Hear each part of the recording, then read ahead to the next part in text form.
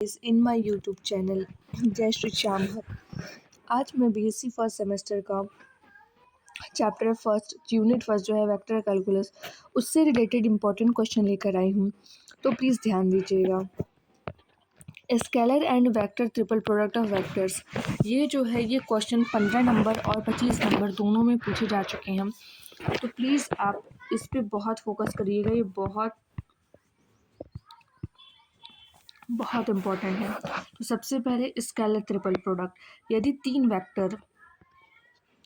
Vector A B और सी हैं तब उनका स्केलर ट्रिपल प्रोडक्ट होता है A dot B cross C, A dot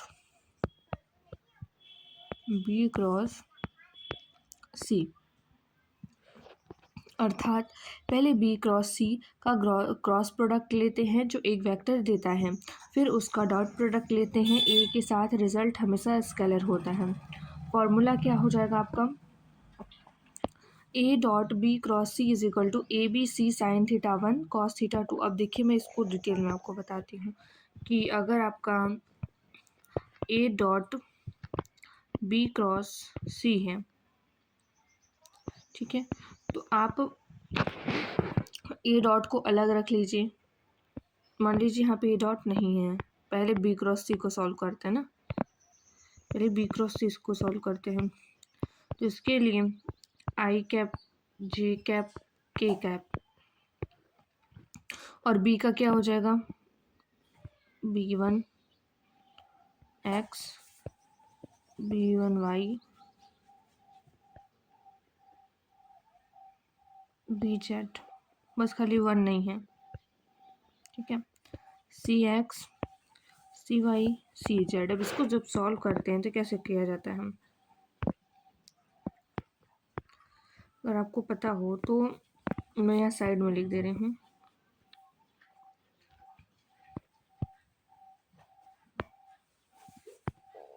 एक मिनट, इसको लॉक करना पड़ेगा।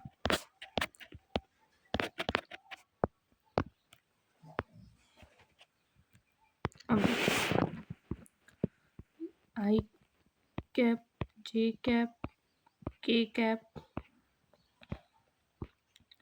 B X B Y B Z C X C Y C Z. करते क्या है, सबसे पहले आई कैप लिखा जाएगा, फिर आई इस वाले लाइन को और इस वाले लाइन को छोड़ के इनका क्रॉस मल्टीप्लाई किया जाएगा, B Y C Z minus B Z C Y,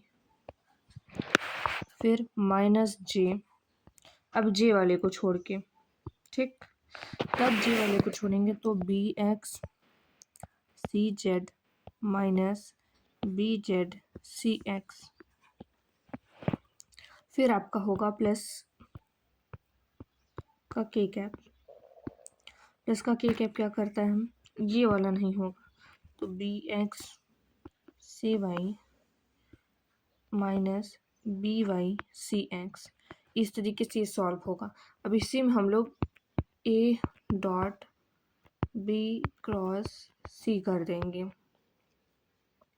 तो आप बोलेंगे कि वो कैसे किया जाएगा, तो उसके लिए हम लोग यहाँ पे हर में ए क्या होगा, आपका ए जो होगा वो होगा ए x I cap plus B Y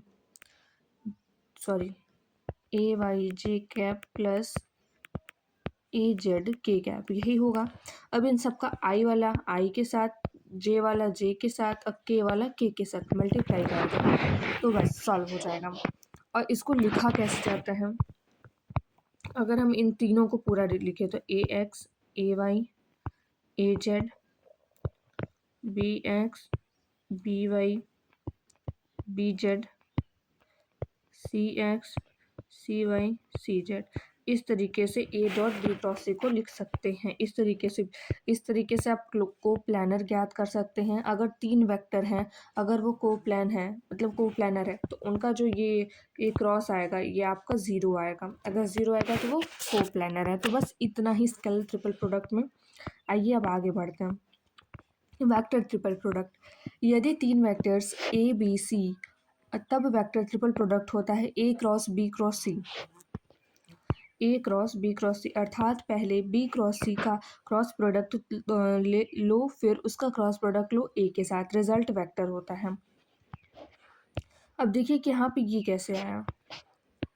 अब बोलेंगे कि ये कैसे आया, आप ये हमें नहीं समझाई, तो देखिए मैं बताती हूँ।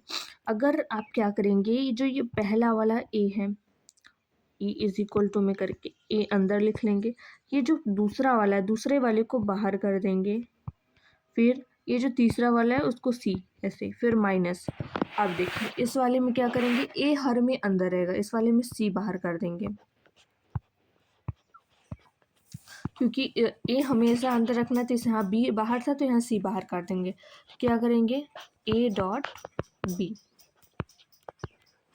बस ये ऐसे। अब ऐसे आप कोई भी वेक्टर, जैसे अब हमने A cross B cross C का किया, आप इसको B cross A cross C का करेंगे तो अलग आएगा। देखिए कैसे आएगा,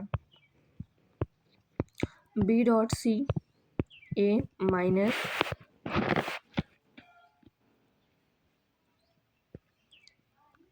बी डॉट ए सी बाहर आपका, ये ऐसे आएगा।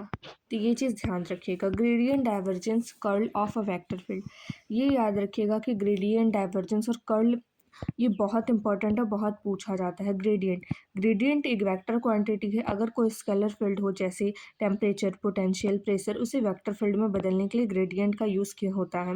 सिंबल है इसका डेल फाई या फिर ग्रेड फाई। अब इसको लिखते कैसे हैं, डेल फाई, यहाँ पे आपको बता दूं कि डेल की जो वैल्यू होती है, डेल इज इक्वल टू आपका होता है del X I cap del Y, I am sorry del phi del X, एक मिनट, डेल इज इक्वल टू आपका होता है I cap del upon del X plus del upon del Y J cap plus del upon del Z K cap, यही होता है। अगर इसी का डाइवर्जेंस निकालना हो तो डेल डॉट फाई करते हैं, इन सब के बाहर में हम फाई लगा देते हैं, मतलब फाई इंटू कर देते हैं। तो फाई इंटू करने के बाद कैसा हो जाएगा, डेल फाई, एक मिनट, तो उसका इसी तरीके से लिखा जाता है, del phi X del phi upon del X I cap plus del phi upon del Y J cap plus del phi upon del Z K cap. अब आगे बढ़ते हैं। डाइवर्जेंस एक स्केलर क्वांटिटी है, ये बताता है कि कोई vector field like electricity field, velocity field etcetera किस पॉइंट पर सेपरेट निकल रहा है या कन्वर्ज अंदर आ रहा है, कर रहा है। इसको डाइवर्जेंस में ये आपका स्केलर क्वांटिटी निकल कर आता है। अब देखिए इसका कैसे होता है, मैंने आपको बताया कि डेल इज इक्वल टू आपका होता है I cap del upon del X plus J cap del upon del Y plus K cap del upon del Z, ये होता है।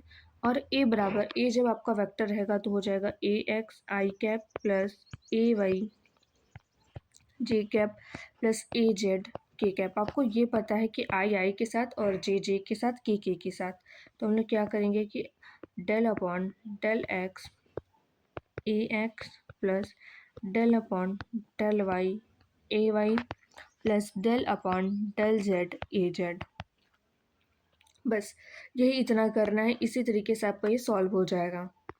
ये आपका डाइवर्जेंस निकल गया। अब डाइवर्जेंस किसका ज़ीरो होता है, अगर किसी का डाइवर्जेंस ज़ीरो है, डाइवर्जेंस उसका जीरो है, तो वो क्या होगा, वो वेक्टर सोलिनोडियल हो जाएगा।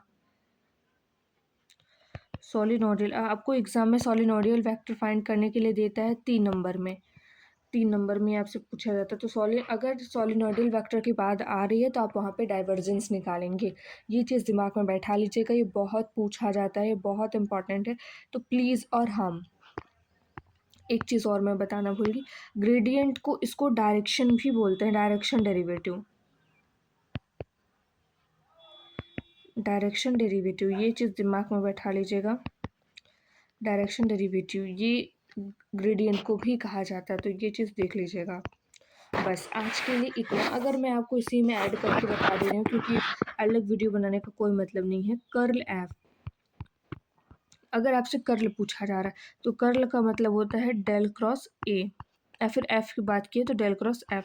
अब बोलेंगे कि ये क्या है, तो आप सीधे आप इस तरीके से बनाएंगे I cap J cap K cap. Del की वैल्यू मैंने बताई है कि del upon del X, del upon del Y, del upon del Z.